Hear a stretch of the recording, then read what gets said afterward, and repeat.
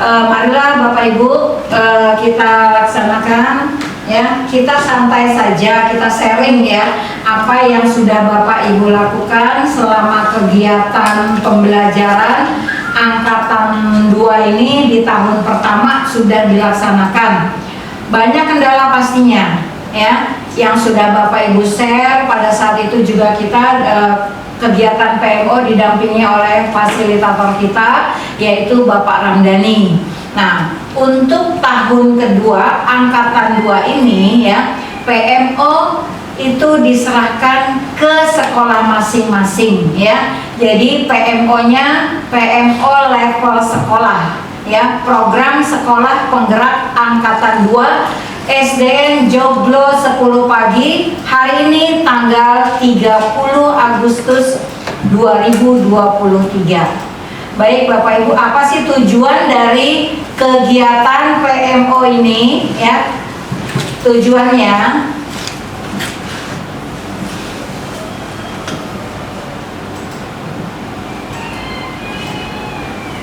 mendiskusikan, menemukan akar masalah dan menyepakati solusi berkaitan dengan hasil belajar murid yang dianggap prioritas untuk diselesaikan oleh satuan pendidikan dalam implementasi program sekolah penggerak. Nah, jadi kegiatan siang ini PMO pertama ini kita menggosipkan murid ya, cara belajar murid ya Bapak Ibu ya. Jadi kita berpusat pada murid, pembelajaran di kelasnya berpusat pada murid. Nah, itu tujuannya apa? PMO level 1 ini yaitu mendiskusikan, menemukan akar masalah dan menyepakati solusi berkaitan dengan hasil belajar murid. Pada saat rapat kemarin kita sudah bicarakan masalah ini ya. Nah, Bapak Ibu juga pasti di kelas 1, 2, 4 dan 5 pasti menemukan kendala-kendala ya. Baik itu dari segi pembelajaran ya, dari segi siswanya, dari segi situasi kelasnya, banyak sekali hal-hal, dan juga mungkin juga dari strategi yang Bapak Ibu ambil ketika anak yang misalnya dalam kondisi berkemampuan yang sukar, yang agak berkemampuan sedang dan juga berkemampuan yang cerdas ya. Nah, itu bisa juga Bapak Ibu bisa melihat ada nih anak yang bisa gampang ya dengan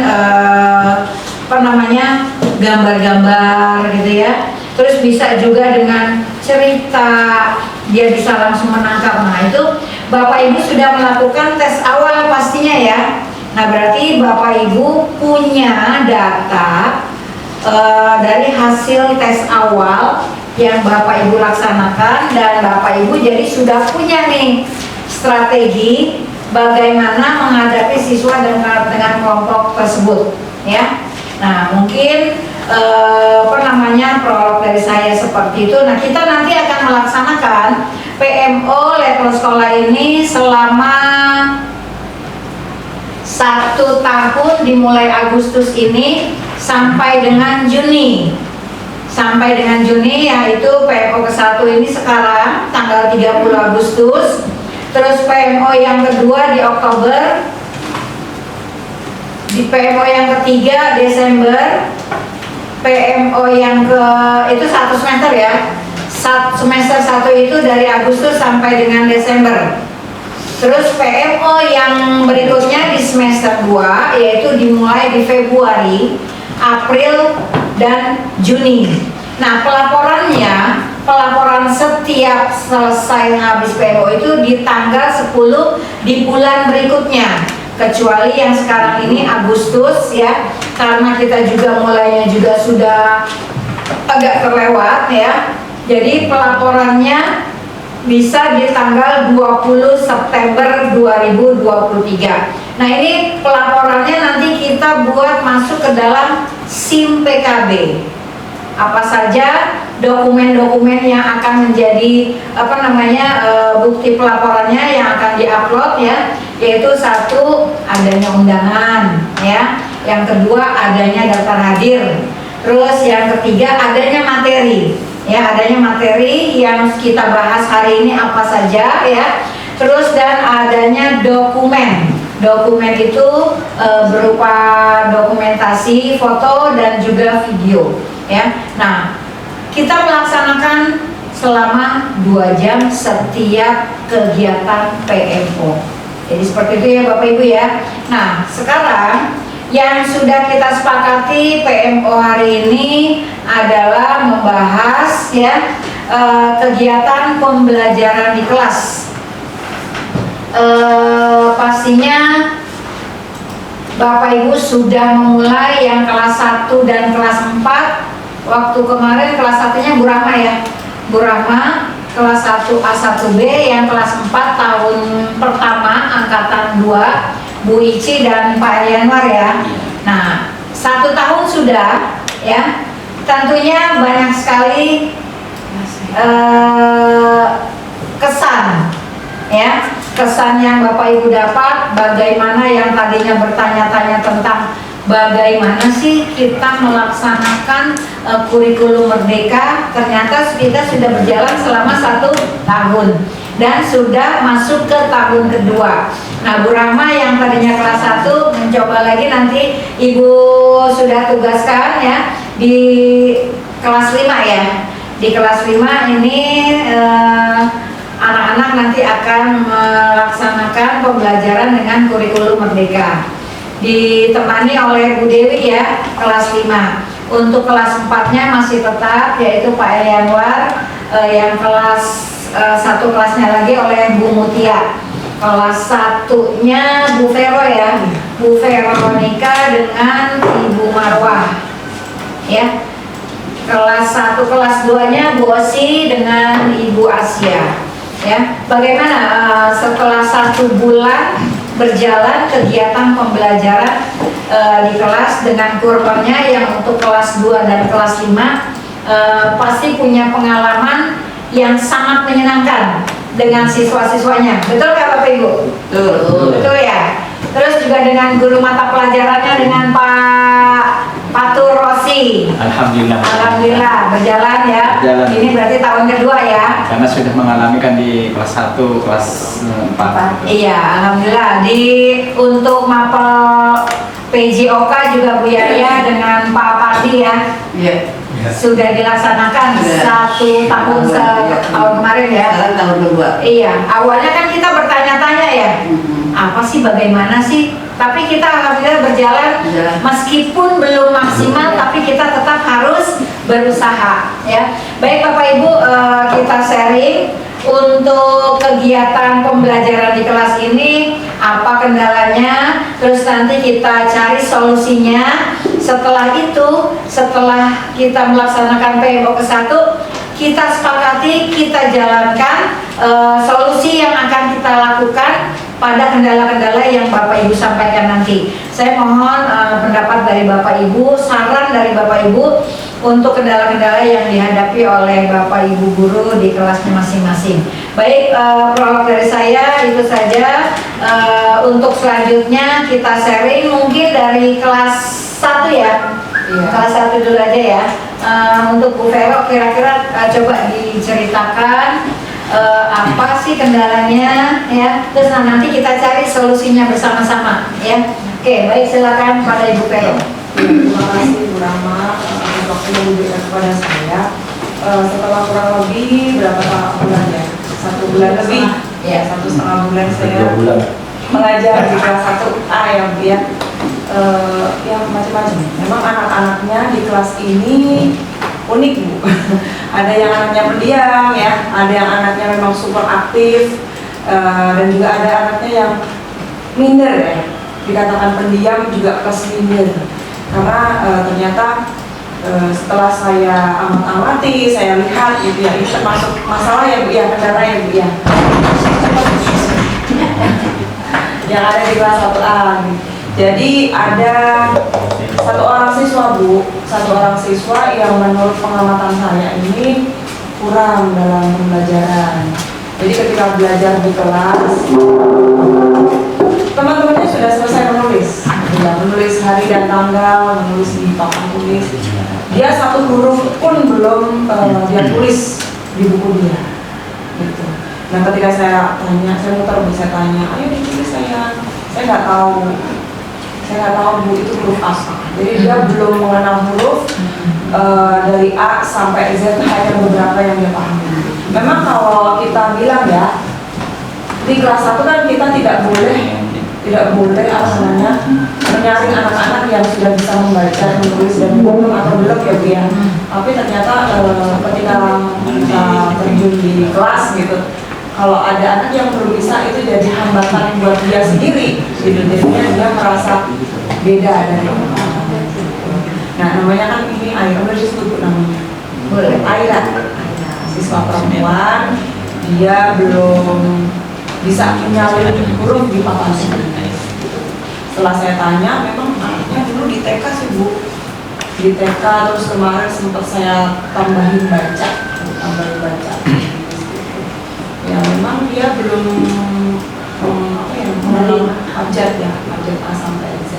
Terus pelafalan huruf D itu dia nggak bisa Bu. D itu susah, D nggak bisa. Dia keluarnya jadi G. D lihat lidah Bu Vero nggak bisa Bu. Terus kemarin sempat saya panggil mamanya, saya ketemu juga yang nganterin kan neneknya. Memang neneknya sama mamanya mengakui kalau Aira kurang. Jadi kemarin sempat ikut terapi juga. Saya terapi apa juga belum tanya lebih jauh sih Bu. Itu mungkin kendala saya cuma itu si Aira. Terus ada beberapa siswa lain yang belum lancar juga bacanya. Kelas 1A Bu Vero, mungkin ada yang bisa menanggapi, memberikan saran, masukan, silakan. Si A, siapa nih? Aira. Coba ada masukan dan saran. Kalau menurut saya Bu ya, Aira itu kan belum mengenal abjad ya. Iya belum. Kalau bisa gitu, jadi kalau yang lain pulang, usahakan Aira paling nggak 30 menit pulangnya agak lambat. Jadi ada perlakuan khusus gitu di situ. Bu Veronya ini memberikan khusus pengenalan abjad aja dulu. Pengenalan abjad aja dulu gitu, itunya. Jadi jangan usah yang lain-lain dulu. Karena untuk pelajaran yang lain itu kan yang paling utama baca dulu di situ ya. Mengenai satu anak gitu kan, mengenai satu anak mungkin anak itu pun mungkin agak terbuka gitu jalan pikirannya. Karena kalau misalkan dalam satu kelas itu rame-rame, mungkin bisa juga dia merasa bagaimana gitu ya. Itu tadi selain Aira ada lagi ya? Ada 6 orang ya. Tapi yang nggak mengenal huruf sama sekali Aira. Bukan sama sekali sih Bu, dia gampang lupa. Kalau Gampang misalkan lupa. ini udah dibaca, ini baca aku. Oh gitu, jadi yang lupa. Jadi pendek gitu. Bagaimana teman-teman yang lain? Ada tambahan? Kalau boleh usul Ya, untuk Pak. masukan, permasalahannya yang dihadapi oleh kelas 1 itu tadi sama benar ya. Jadi guru kelas merelakan waktu benar ya, melebihkan waktu untuk bimbingan secara khusus. Kemudian coba Bu Vero membuat kartu kata, kartu huruf atau kartu kata di mana siswa ini punya kesulitan dalam konsonan atau vokalnya, pengucapannya. Dia misal susah di G menjadi D gitu kan, maka dipertegas pada pola kartu itu, dibuat kartunya, dan kemudian dipertegas juga untuk polemiknya, polemik diftong dan polemik pengucapannya itu, misalnya kuku, gigi. Jadi ketika kartu itu dibuat, maka Bu Vero juga membuat kartu yang 2 huruf yang satu, misalnya gi dengan di, bedanya di mana Ira? Ini lihatin mulut Bu Guru, gi, nah kayak mau marah, gi. Kalau di kayak di kayak mau gigit gitu. Kurang lebih gitu aja sih. Karena kasus ini kan mirip dengan si Wira. Wira ya. Wira itu pertama kali muncul, ini analisa pertama, dia mengucapkan saya nggak tahu. ternyata dia ngomong Pak Guru, saya Pak Guru gitu ya, Pak Guru kata gitu kan, saya nggak jelas ngomong. Saya pemahamin apa ngomong apa, saya penerjemahnya si Andi, dia ngomong apa Andi? Wira kalau ngomong gitu dia Pak, jadi Bapak amatin aja mulutnya gitu. Oh gitu ya, saya justru belajar dari Andi. Setelah itu saya memahami, oh berarti si Wira kemampuannya di huruf G ke D kalau nggak salah ya. Kemudian dia selalu kayak gumo kalau ngomong kata gitu kan. Nah di situ kita praktek pelan-pelan. Tapi karena si Wira kelas 4 tidak menggunakan kartu, tapi cuma penegasan aja. Ngomongnya apa nak? Oh maksudnya itu gitu. Iya Pak Heru depan. Sekarang tidak kelihatan. Sudah tidak kelihatan gumo, tidak kelihatan bahasanya, kalimatnya ya udah jelas. Itu aja sih. Ini yang saya praktekkan di Wira. Itu aja.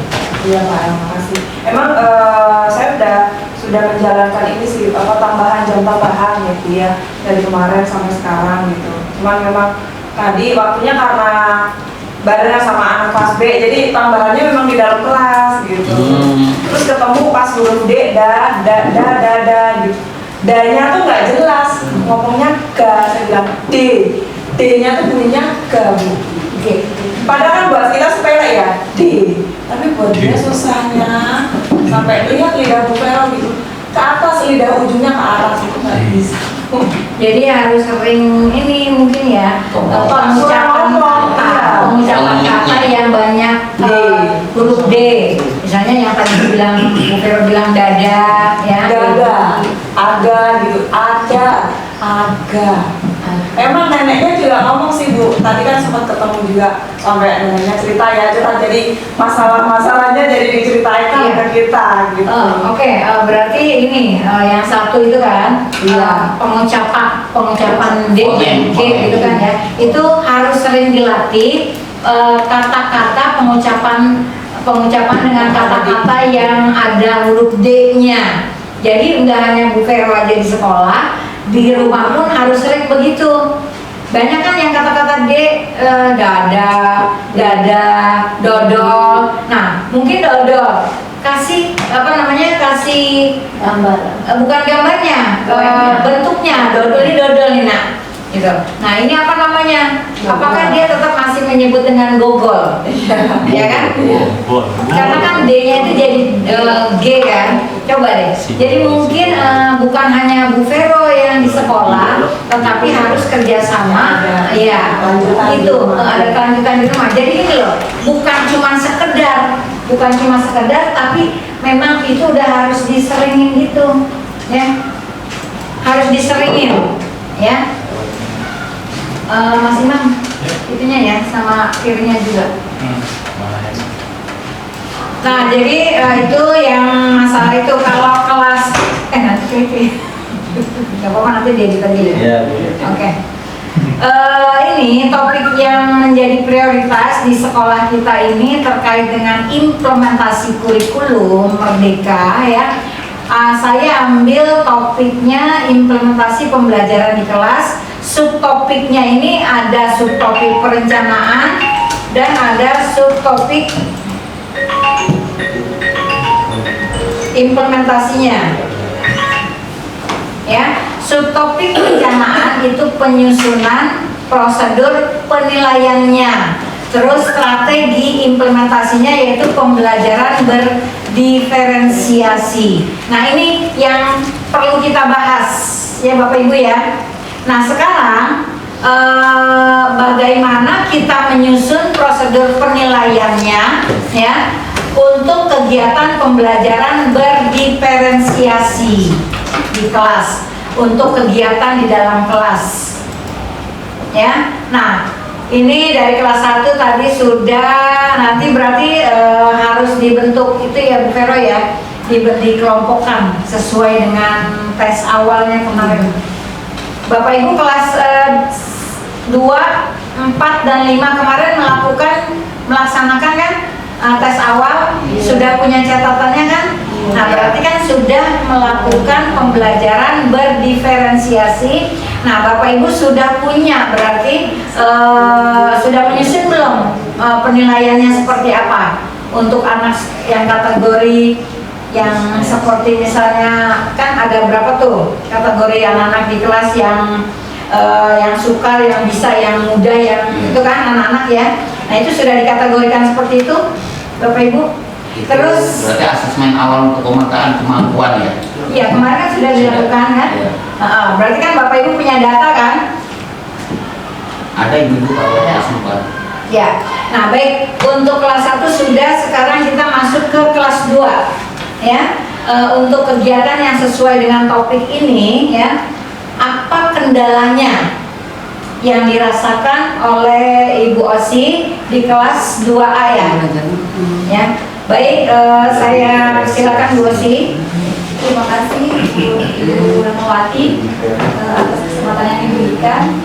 Untuk di kelas 2A memang ada beberapa masalah ya Bu yang perlu jadi perhatian saya sebagai wali kelasnya.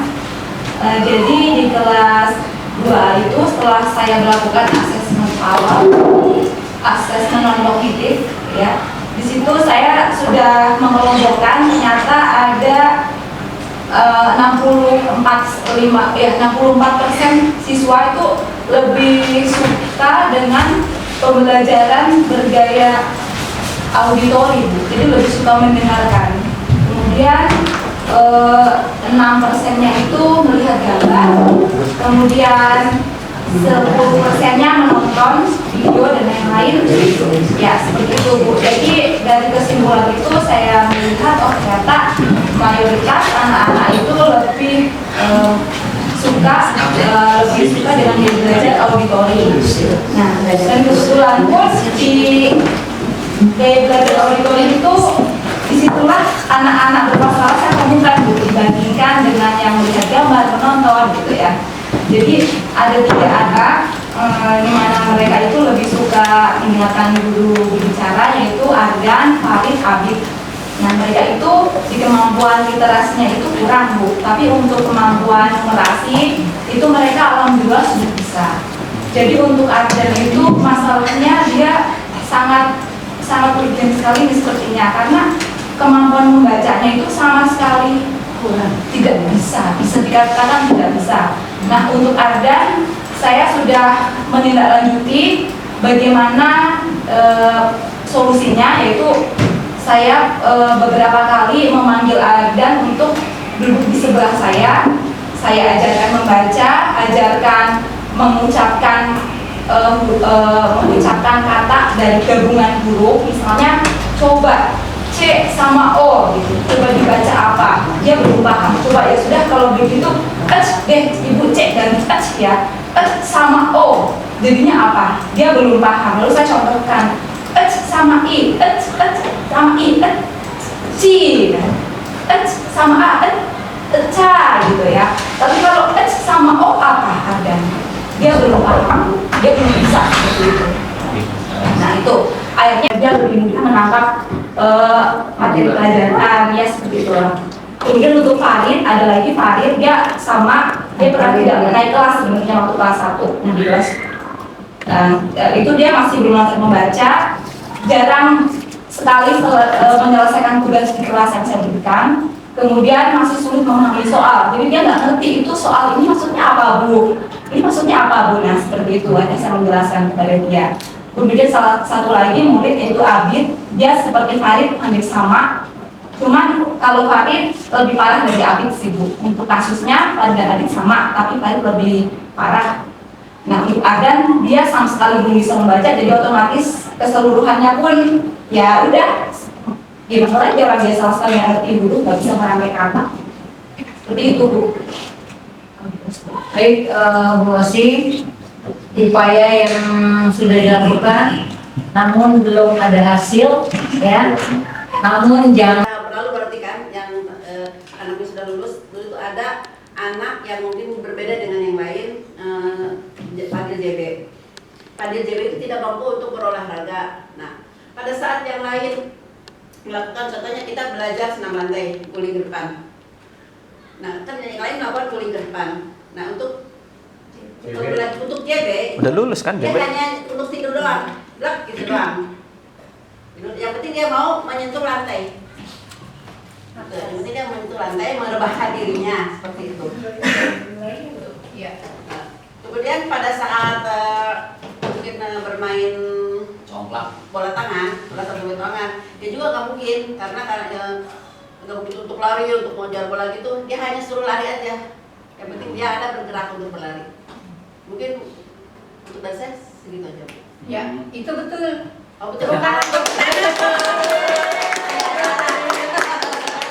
Ibaratnya kita tidak bisa memaksakan cicak untuk berenang. Ya. Gitu kan? Dan ikan berlari. Ya, Saya juga itu betul, kan Bu, namanya. berarti saya juga betul. Iya.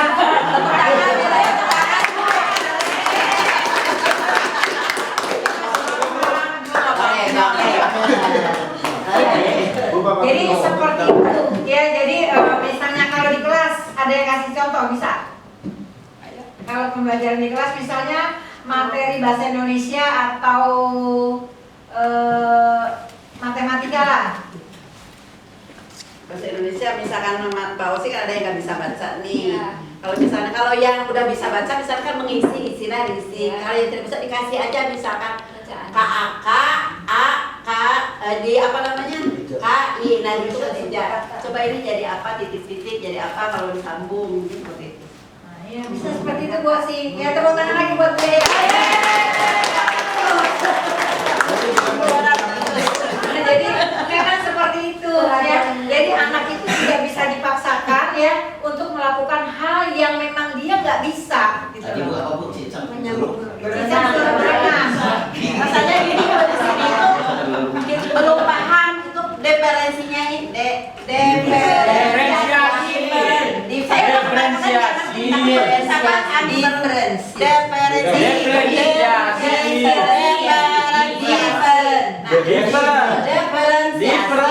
Misalnya itu pembelajaran yang berbeda, tapi selama ini udah saya lakukan gitu loh. Oh seperti itu. Begitu loh teman-teman. Tapi Bu saya tanya, yang kayak saya yang udah pernah lakukan sama Aulia kan dengan pelajaran yang berbeda, misalkan matematik, yang lain kan mengerjakan yang dia ada di buku tulisnya, di buku paket. Saya kasih di lembaran yang lain dengan kalau di yang buku paket kan perkaliannya udah lumayan, ya itu saya kasih 2 angka dengan 1 angka, tapi hasilnya masih begitu juga, terus bagaimana? Nggak usah dipaksakan. Ya berarti artinya sekarang Bu Iji sudah berusaha ya, tapi juga jangan yang tinggi juga, dia yang masih rendah aja masih belum bisa, kasih juga perlakuannya yang rendah juga. Iya, itu juga satu nggak- angka tambah 1 angka mungkin gitu baru. Iya, bisa 2 angka tambah 1 angka. Iya itu kalau 1 angka dengan 1 angka, waktu Bisa. kelas 4 saya belum, cuma 2 angka sama 1 angka. Itu nggak bisa. Terus ada yang memang benar, ada yang enggak. Cuman kata saya, kalau ini gimana? Dia bingung. Ini kok kamu bisa menemukan ini Bu, yang ini ke sini, yang ini. Ya sama yang ini juga. Dia bilang oh aja gitu. Saya besok ulang lagi begitu. Lupa lagi gitu. Dah tuh 1 matematik. Jadi nggak berhasil berarti ya, cuma ngikutin yang udah itu aja. Yang di bahasa Bu, anehnya kalau dikasih soal di papan tulis, nah itu bukan dikurangin, nulis itu soalnya ditulis, tapi untuk jawabannya itu tulisan itu dipindahin lagi ke jawabannya gitu. Berarti dia nggak paham, tapi dia bisa baca. Bisa baca. Bisa. Tapi dia untuk data pribadi bisa Bu, misalkan nama saya, hobi saya. Tapi kemarin hobinya saya baca di Bu Rahma olahraga, ya. Iya, dia Ini sekarang anaknya di kelas berapa? Kelas 5. lima. Ini yang mau dibahas sama Uy. Sama Bu pengawas. Diagnostik, pas lihat-lihat kita juga bertiga baca nih punya Aulia itu berarti punya anaknya tertutup. Iya. Jadi saat belajar di rumah saya dibantu oleh siapa? Mama saya itu jawab sendiri nih Bu. Itu kasihan kalau kerja kelompok Bu, diskusi. Nggak ada. Kalau di kelas saya tuh kan maunya tuh ya, karena emang kelasnya super duper. Bu, kalau diskusi tuh maunya, Bu, sendiri apa? Kita Pilih bikin sendiri kelompok sendiri. masing-masing Bu, enggak. Karena kalau dibikin kelompok masing-masing, ternyata Aulia tuh nggak ada Bu yang Nggak mau. ada yang nemenin. Iya, nggak ada yang nemenin. Itu kan nggak ada yang nemenin, anak-anak mau, cuman karena dia tertutup minder Bu. Iya. Dia minder. nggak- Tapi emang anak-anaknya juga. Tapi untuk di olahraga enggak. Nah makanya itu Kalau kan untuk orang Pelajaran beda nah, ini kali. itu sebenarnya itu harusnya gurunya gurunya yang memberikan materi yang berbeda. Anaknya dikelompokkan, disesuaikan, misalnya kategori A pintar semuanya gitu, dikasih materi yang Berbeda, gitu. Nah misalnya nih ada anak yang sedang, nah itu anaknya juga dikelompokkan di kelompok-kelompok anak-anak yang sedang, dikasih materinya yang lebih rendah dari yang ini, tapi materi topiknya sama gitu loh ya. Cuman soalnya aja yang dibedakan ya. Nah terus nanti anak yang kurang, nah ini juga dikelompokkan dengan anak yang kurang, kasih soalnya juga tidak sama dengan yang ini, dengan yang ini. Nah ini berbeda. Nah ini yang ibu-ibu, bapak ibu dampingi nih yang di kelas yang kurang itu. Iya. Nah kalau ini kan mereka bisa memecahkan sendiri. Ini juga dia juga berusaha ya. Nah kalau yang ini kan dia bengang-bengong semuanya. Kalau ini salah satu dari kelompok ini disatukan di kelompok yang pintar, dia gak bisa apa-apa, ditinggalin sama temennya, gitu loh, ya. Jadi nggak bakal kalau misalnya ini disebar. Kita kan dulu ya berpikir ini supaya bisa membantu yang tahu sebaya ya, bersosialisasi lah yang pintar, yang sedang, yang kurang dijadikan satu kelompok. Maksudnya supaya yang kurang ini bisa terbantu ya sama yang pintar, tapi kan nggak bisa seperti itu ya sekarang ini. Nah jadi memang yang berdiferensiasi kan seperti itu Bu ya. Terus kalau misalnya itu kita memang benar-benar lebih ke yang kurang pendampingannya ya. Kalau ini sekali-sekali kita bisa lihat, ini juga bisa berjalan sendiri ya. Jadi seperti itu ya Bu Ci ya. Ya paham nggak Bapak Ibu? Insya Allah Bu. Oke. Baik, masuk ke Bu Rahma silakan. Dari 32 anak Dari kegiatan pembelajaran ya, bukan karakter ya. Kegiatan pembelajaran berdiferensiasi di kelas di seperti apa? ya, Kendalanya? 32 anak, memang satu anak ini Bu yang memang dari awal saya sudah melihat dia agak diam, maka dalam pembelajarannya pun saya kasih berbeda. Kalau yang lain saya di buku misalkan sudah ribuan, nah dia masih penjumlahan si Aulia, dan dikasih penjumlahan pun dia belum paham 2 bilangan penjumlahannya. Akhirnya pun saya mengajari dia seperti anak kelas 1, oh ini tambah ini tambah ini. Oh jadi memang dia pemahamannya agak kurang dari awal dia di awal sebelum kelas 5, di kelas 4 juga sama, saya juga nanya awal kelas sebelumnya, jadi dalam pemahaman dia agak kurang, maka saya tidak memforsir dia agar bisa pelajaran di kelas 5, tetapi kasih pembelajaran berbeda dari bilangan ribuan, saya kasih dia bilangan satuan dulu, seperti itu. Dan dari awal saya sudah. Terus hasilnya gimana? Ya memang agak kurang. Seperti itu, penjumlahan pun sama. Jadi kita harus mendampinginya. Satu anak ini, yang lain sih alhamdulillah bisa.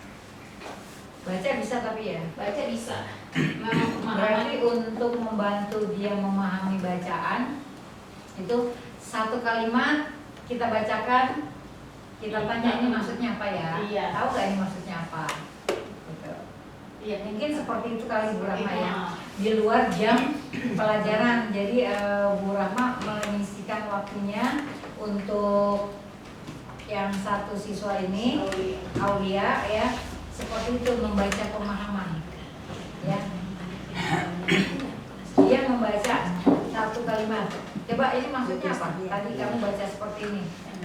misalkan kemarin itu kata sifat, dia tulis cuman kalimat aja. Kata sifat kan pemalu, jujur, lalu Antoni melawan kata. Misalkan lawan katanya panas, dingin, dia belum bisa.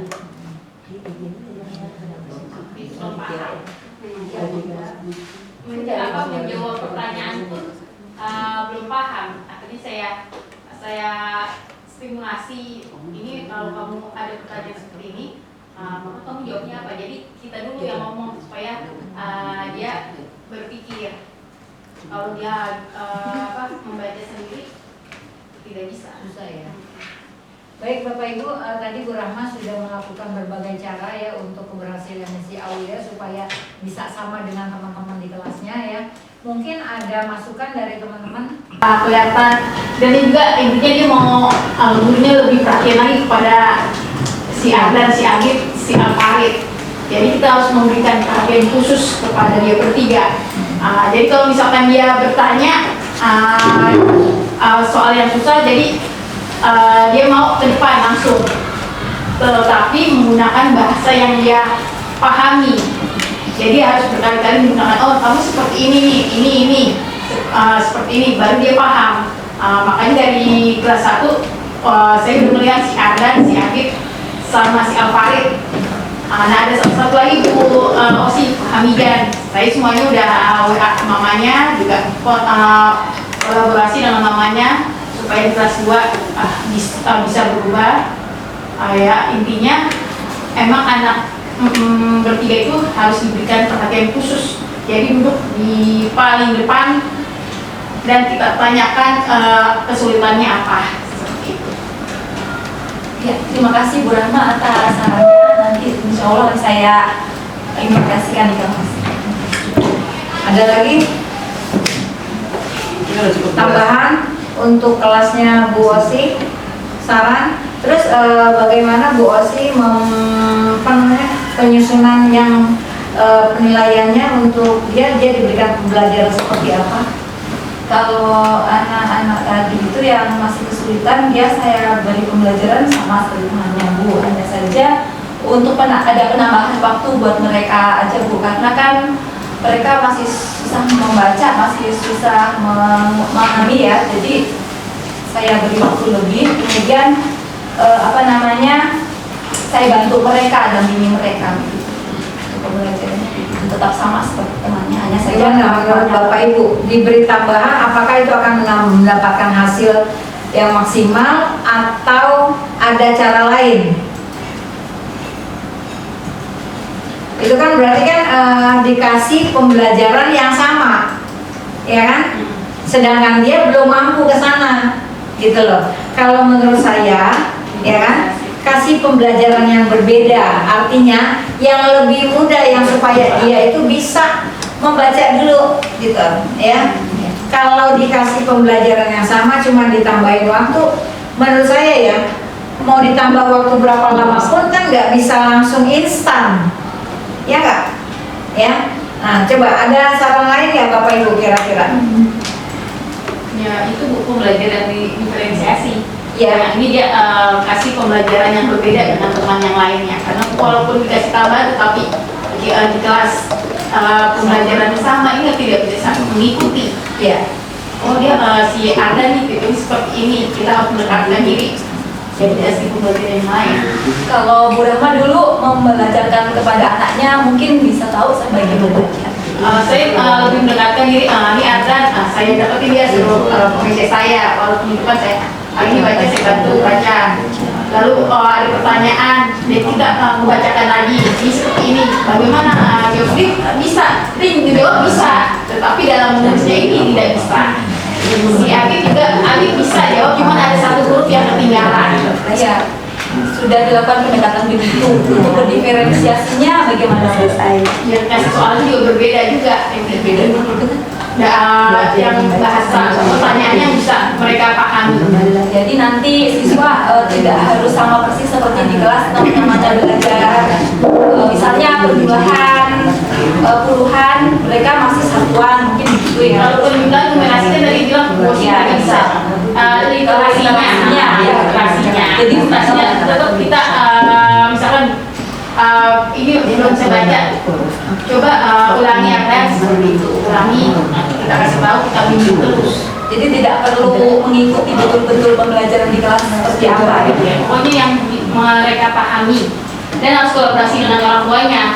Jadi semangat Bu kasih Ardan kalau belajar di kelas ya kan, Ardan, Alfarid sama si Agit. Tapi kalau di rumah mungkin orang tuanya tidak mendampingi ya percuma. Itu sudah saya laporkan langsung, sudah bilang ini Di peringkat kedua dan minat PJOK menduduki peringkat ketiga, PLBJ keempat, selanjutnya yang lainnya nggak diminati itu pelajaran PP. PP cuma satu orang yang minat. Artinya ini ada pergeseran peminatan dalam pelajaran. Apakah ini pergaulan atau pengaruh dari IT atau apa, saya tidak tahu, tetapi belum sampai ke sana saya mengarahnya.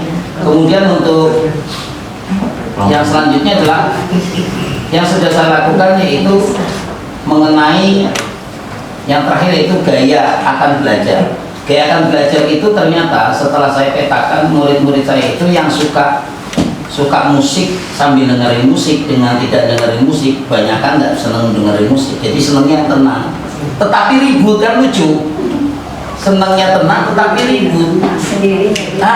Artinya mereka ada kesalahan manajemen kolbunya ketika itu. Jadi mereka senangnya tenang tetapi ribut.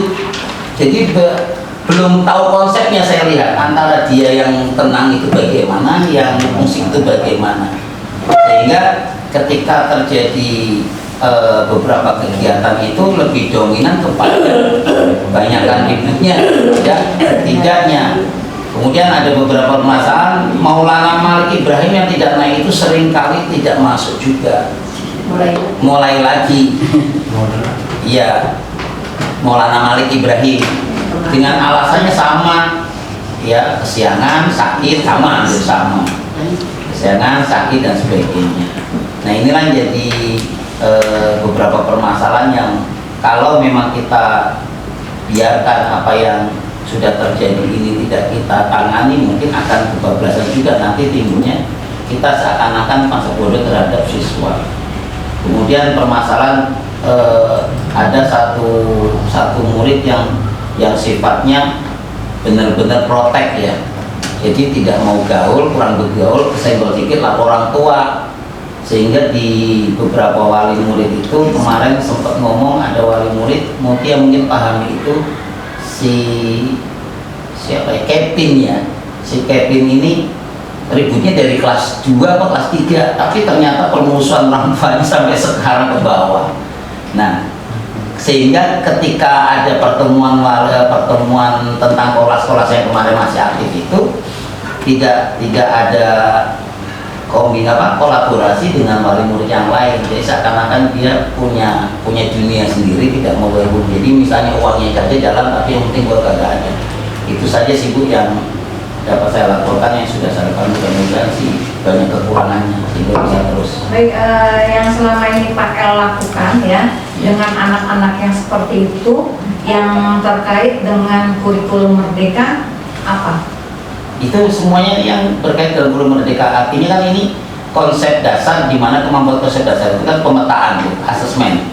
Jadi asesmen awalnya. Ya, untuk anak-anak yang berbeda karakter, beda gaya. Nah, itu kayak si Wira sudah saya pendekatan, ya. Jadi udah mulai, kayak Wira kan dalam konsep polemiknya dia harus sudah berubah. Kemudian untuk Kevin kita udah mulai pendekatan sehingga dia tidak menjauh dari kawan-kawannya. Kemudian untuk perlakuan terhadap mata pelajaran, saya tidak kejar target seperti halnya harus ini, tapi kita review ulang seperti penempatan satuan, ya, nilai satuan antara di situ kan sampai jutaan, ratusan juta.